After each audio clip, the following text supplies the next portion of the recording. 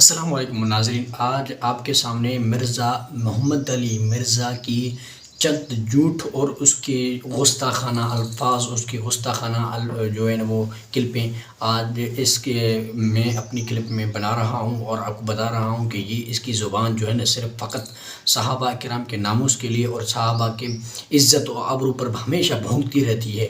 یہ ایک تکیے کی چادر میں چھپا ہوا ایک رابضی ہے جس کو لوگ پہچان چکے ہیں اور علماء اکرام اس کو پہچان چکے ہیں۔ آئیے تو دیکھتے ہیں مرزا محمد علی انجینئر نے کون کون سی غلیظ زبان استعمال کی۔ حدیثیں گھڑنے کے اور جھوٹ بولنے کے ماہر تھے تابعین، اور نیکوکار بھی رج کے تھے اور جھوٹے بھی رج کے تھے۔ جھوٹی حدیثیں گھڑنے کے اور جھوٹ بولنے کے ماہر تھے تابعین۔ جی ہاں، تو ناظرین آپ نے اس کلپ میں دیکھا کہ مرزا انجینئر جلمی کہہ رہا ہے کہ تابعین بھی من گھڑت اور جو ہے نا وہ جھوٹ کی روایت پیش کرنے میں بھی رج کر تھے۔ تو ہم کہتے ہیں کہ جو آپ کے پاس صحیح روایتیں پہنچی ہیں تو آپ کے پاس پہنچائی کس نے ہیں، اور یہ آپ کو کس طرح معلوم ہوا کہ یہ سچی روایت ہے، یہ جھوٹی روایت ہے، اور یہ من گھڑت روایت ہے، یہ ضعیف روایت ہے، یہ آپ کے پاس پہنچانے والا کون ہے؟ یہ آپ سے سوال ہے۔ اس سے معلوم ہوتا ہے کہ آپ کو سچ اور جھوٹ کی تمیز سکھائی تابعین نے ہے، اور جنہوں نے سکھائی ہے آج ان کو کہتے ہیں کہ وہ رج کرتے جھوٹ پر، اور صحیح کو وہ صحیح کہتے تھے کہ میں نے اس پر تحقیق کی ہے کہ یہ صحیح ہے، یہ اس کو ضعیف قرار دے رہے ہیں، یہ صحیح قرار دیتے ہیں، وہ تابعین کہہ رہے تھے۔ آج ان کی تصدیق شدہ صحیح کو آپ کہہ رہے ہیں وہ جھوٹ بولتے تھے، اور ان کی جو کذب یعنی کہ جھوٹ ان کے پاس پہنچا تھا وہ آپ کو کہتے ہیں کہ یہ جھوٹ ہے، آپ ان کو آپ جھوٹ کہہ رہے ہیں۔ جو آپ کو سچ اور جھوٹ کی جو ہے نا فرق بتاتے تھے آج ان کو آپ جھوٹ کہہ رہے ہیں کہ یہ جھوٹے تھے۔ خدا را خوف کریں مرزا جلمی کے پیروکاروں۔ صحابہ کو تو ایک ثواب ملتا تھا، وہ زبانی پڑھتے تھے۔ موبائل پہ پڑھنے والے کو 2 ثواب مل رہے ہیں، کیونکہ الفاظ دیکھ بھی رہے اور پڑھ بھی رہے۔ اے پھکی جے انجینئرنگ کران گے تواڈے نال، اللہ دے فضل نال ایسی انجینئرنگ ہوئے گی کہ بھول جاؤ گے سب کچھ۔ تو آج کے دور میں جو موبائل سے دیکھ کے پڑھ رہا ہے اس کو صحابہ کرام جو زبانی پڑھتے تھے اس سے زیادہ ثواب۔ آج کے دور میں جو موبائل سے دیکھ کے پڑھ رہا ہے اس کو صحابہ کرام جو زبانی پڑھتے۔ جی ہاں، تو ناظرین آپ نے اس کلپ میں دیکھا وہ کہہ رہا ہے کہ جو صحابہ کرام قرآن یاد پڑھتے تھے، حفظ کر کے پڑھتے تھے، تو آج جو لوگ قرآن شریف کو موبائل میں دیکھ کر پڑھ رہے ہیں ان کا درجہ ان کو ثواب زیادہ ملتا ہے صحابہ کرام کے ثواب سے۔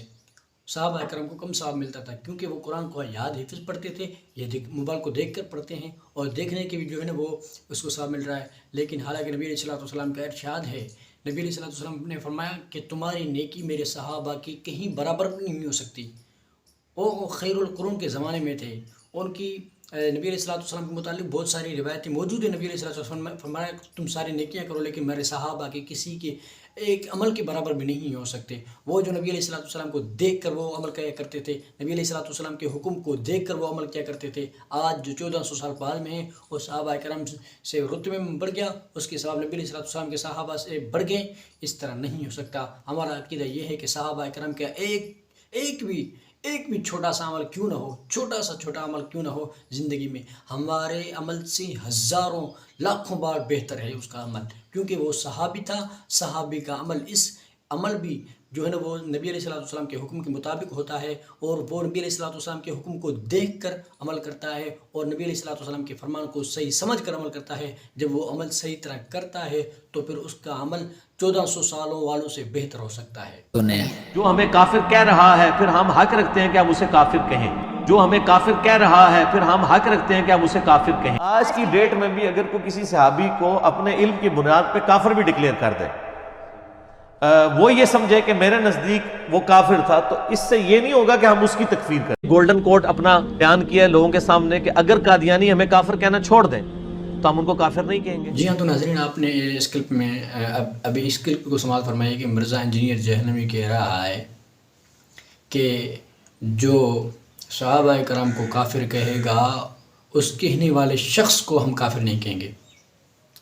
صحابہ کرام کو کافر کہے گا، ہم اس کو کافر نہیں کہیں گے۔ اگر آگے بھی کلپ سماعت فرمائیے، وہ کہہ رہا ہے کہ اگر ہمیں کوئی کافر کہے گا ہم اس کو رج کر کہیں گے کہ تم کافر ہے، کیونکہ ہم کو اس نے کہا کافر ہے، اور ہم اس کو کہنے کا حق رکھتے ہیں کہ تم کافر ہو، اور آگے کہتا ہے کہ اگر قادیانی ہمیں کافر کہنا چھوڑ دیں تو ہم ان کو کافر کہنا چھوڑ دیں.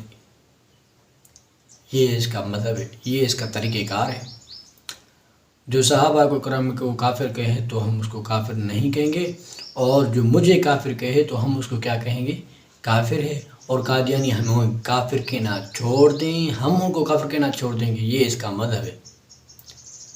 اب معلوم ہوا کہ جو شخص صحابہ پر تبرہ کرے گا وہ شرع عام کرے گا اور اس پر کفر کی فتویٰ نہیں لگے گی، تو پھر ہم کو حق ہے کہ آپ سے ہمارا سوال ہے، یہ جو قرآن آپ اپنی دیوار پر رکھ کر اپنی ٹیبل پر رکھ کر پڑھ رہے ہیں، یہ کس کا ہے؟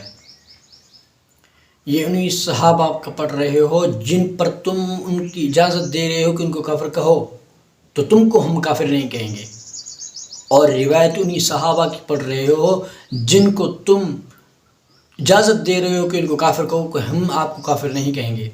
روایتی ان کی پڑھ رہے ہو، قرآن ان کا پڑھ رہے ہو، سب کچھ ان کا پڑھ رہے ہو، سچ اور جھوٹ میں پہچان کر رہے ہو ان کی وجہ سے، لیکن ان کو کوئی کافر کہے تو وہ کافر نہیں کہلائے گا. اگر آپ کو 14ویں صدی کے اندر جو صحابہ پر بھونکنے والا رافضی، تکیے کی چادر میں چھپا ہوا ایک رافضی، اگر وہ اس کو کوئی کافر کہے تو وہ ڈائریکٹ کافر ہو جائے گا، ڈائریکٹ کافر. تو یہ حد کی بات ہے. اور قادیانی اگر کہے کہ اگر ہمیں کافر نہ کہے تو ہم اس کو کافر کہنا چھوڑ دیں گے، تو ہمارا باپ بھی 1973 کے قانون کو مٹا نہیں سکتا. یہ قرآن نے ان کا فیصلہ کیا ہے کہ کیا ہے کہ وہ قادیانی کافر ہیں، اور یہ قانون نے بھی ان کو حق دیا ہے کہ تم کافر ہو. اب تمہارا باپ بھی ان کا دفاع کرے تو دفاع میں ناکام جائے گا. یہ مفتی محمد رحمۃ اللہ علیہ کو ہم سلام عقیدت پیش کرتے ہیں، جنہوں نے تمہارے جیسے باپ اور ابا اور اجداد کو انہوں نے کافر قرار دیا. تو آپ دو شخصوں میں سے ہیں، ایک تو رافضی کی چادر چھپائے ہوئے اپنے آپ کو چھپائے ہوئے بیٹھے ہو اور صرف تمہارا نشانہ صحابہ کرام ہے، اور دوسرا آپ قادیانوں کے پیسے پر چلنے والے، قادیانوں سے سپورٹ حاصل کرنے والے اور ان کا دفاع کرنے والے اشخاص میں سے شامل ہیں. تو ہم آپ پر ایسی لعنت کی تھو مارتے ہیں. اگر صحابہ کرام پر آپ نے تبرہ کیا تو پوری امت اکٹھے ہو کر آپ پر تھو کرے گی. السلام علیکم.